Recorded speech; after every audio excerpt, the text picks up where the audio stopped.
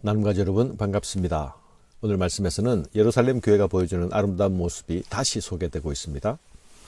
그들은 자신의 것을 팔아 가난한 자에게 나누어 줌으로써 그들 속에 있는 가난한 사람들이 없게 했습니다. 이것은 성령 공동체는 타락한 인생들의 삶에 대한 대안 공동체가 될 수 있음을 보여주고 있는 것이죠. 타락한 인생의 특징이 무엇입니까? 그것은 자신의 소유를 자신의 신으로 섬기고 자신의 소유를 통해서 자기를 주장하고 자기를 확장해 나가는 것이 아닙니까? 그래서 소유를 스스로 포기할 수 없는 것이 타락한 인생들의 특징입니다. 하지만 성령 공동체는 세상과 다른 모습을 보여주고 있죠. 자신의 것을 스스로 내어줍니다. 형제들의 필요를 따라 채웁니다. 가난한 자들과 나누며 기울어진 것들을 평균케 합니다.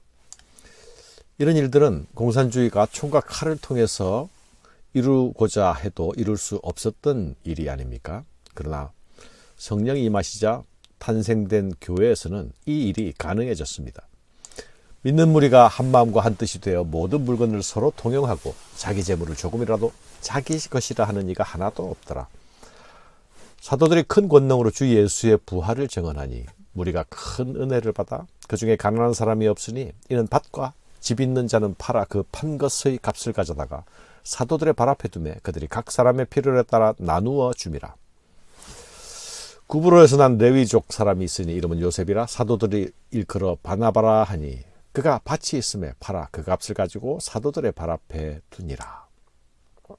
믿는 무리가 한 마음과 한 뜻이 되었다고 말씀합니다. 이것은 성령이 임하시는 교회의 특징입니다.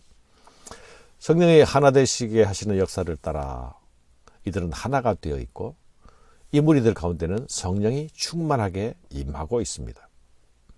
이들 가운데 선포되는 말씀은 부활하신 예수 그리스도에 대한 말씀이었습니다. 부활의 십자가와 부활은 그들이 받는 은혜의 근원이었습니다. 이 성령 공동체는 곧 부활 공동체였던 것이죠. 그들의 하나됨과 은혜 받음의 표지는 소유의 유무상통으로 나타나고 있습니다. 그 중에 가난한 사람이 없다고 말하고 있지 않습니까? 이들은 사유재산권을 포기하고 재산 공동체를 추구한 것이 아닙니다. 사유재산제를 그대로 유지하고 있으면서 필요에 따라 자신들의 재산의 일부를 내어놓아 교회가 그것을 처분하게 했습니다. 그 판 것의 값을 가져다가 사도들의 발 앞에 두매 그들이 각 사람의 필요에 따라 나누어 줌이라. 그 값을 가지고 사도들의 발 앞에 두니라. 사도들의 발 앞에 두었다는 말, 그것의 의미가 바로 그것입니다.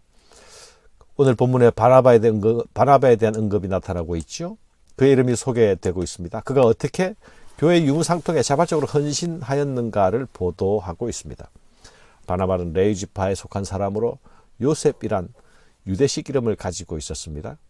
키프로스, 구브로 태생의 디아스포라 유대인이었죠. 사도들은 그를 바나바라 불렀는데 그 뜻은 위로의 아들입니다.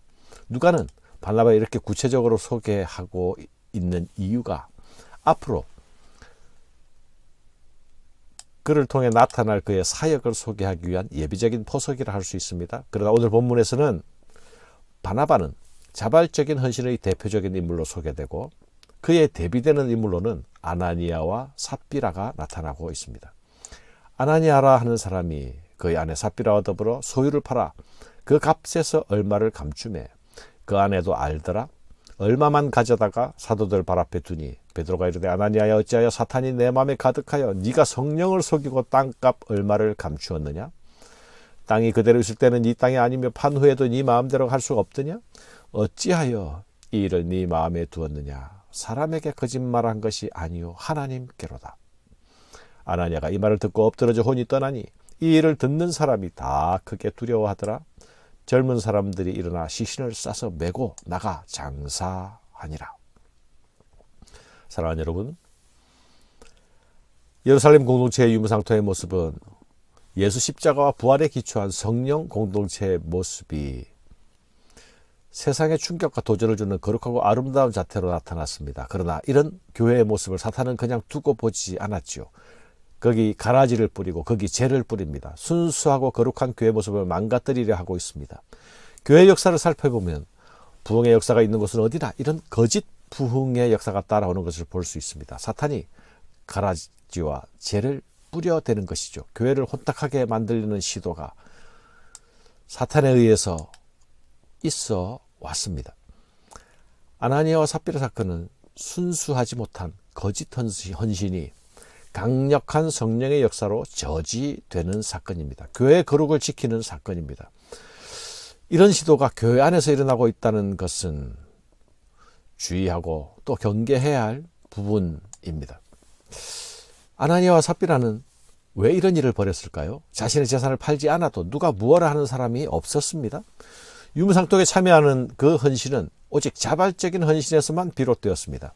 곧 성령께서 주시는 감동을 따라 순종하면서 참여한 것입니다. 자신의 재산을 팔았다고 해서 그 판돈을 다 내어놓아야 한다는 법도 없습니다. 그런데 그들은 판돈의 일부를 숨겨놓고 내놓으면서 다 내어놓는 것처럼 거짓을 말했습니다. 일부를 숨겨놓은 것은 재산에 대한 애착을 가지고 있었다는 것을 보여주는 것이죠. 또 그것을 다 내어놓았다고 말하는 것은 그들이 그런 행위를 통해서 바나바와 같은 명예와 평가를 얻기 위한 사적 욕심이 있었다는 것을 보여줍니다.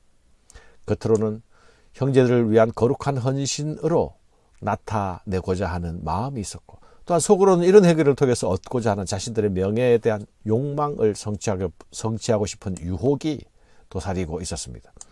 그러나 여러분, 교회에서 이루어지는 이런 구제나 헌신은 사람을 대상으로 이루어지는 것이지만 사실은 하나님 앞에서 하는 행위입니다.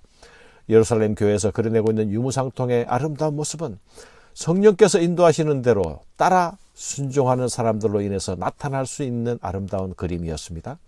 아나니아와 삽비라는 성령께서 그리고 계시는 이 거룩한 교회의 그림에 인간의 오염된 생각과 마음이 섞이게 하는, 오염되게 하는 잘못을 저지르고 있습니다. 당연히 성령께서 그 일을 그냥 두고 보실 수가 없는 것이죠. 그래도 죽음이라는 형벌은 너무 과한 것인가? 과한 것이 아닌가? 라고 생각할 수 있습니다. 그것도 한날에 3시간의 시차를 두고 두 부부가 모두 죽임을 당하지 않습니까? 하나님께서 교회 안에 일어나는 거짓을 모두 이런 식으로 처리하신다면 얼마나 많은 사람이 죽어나가야 하겠습니까? 그런 측면에서 이 사건은 교회의 첫 시작 시기에만 있었던 특별한 사건이라 할 수 있습니다.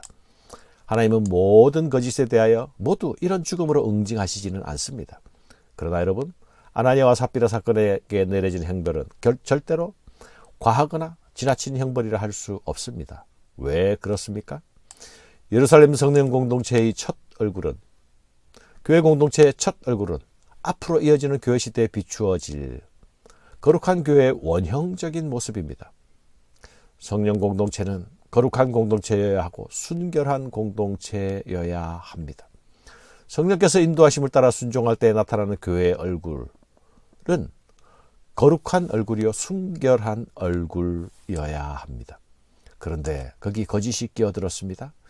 성령이 아니라 개인적인 욕망이라는 불순물이 첨가되었습니다. 그렇게 되면 원형적인 그림이 망가집니다. 하나님은 이것을 막으신 것입니다. 성령을 속일 수 없다는 사실을 분명하게 경고하십니다.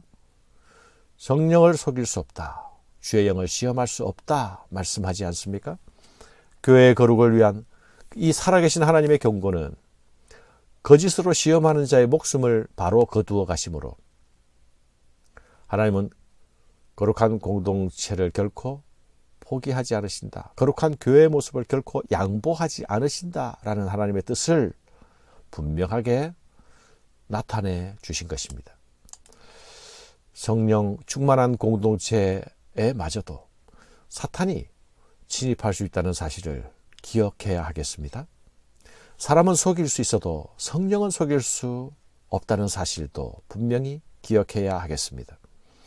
하나님은 사람들이 두려워할 만큼 교회의 거룩을 중요하게 여기시고 양보하지 않으신다는 사실도 기억해야 하겠습니다. 감사합니다.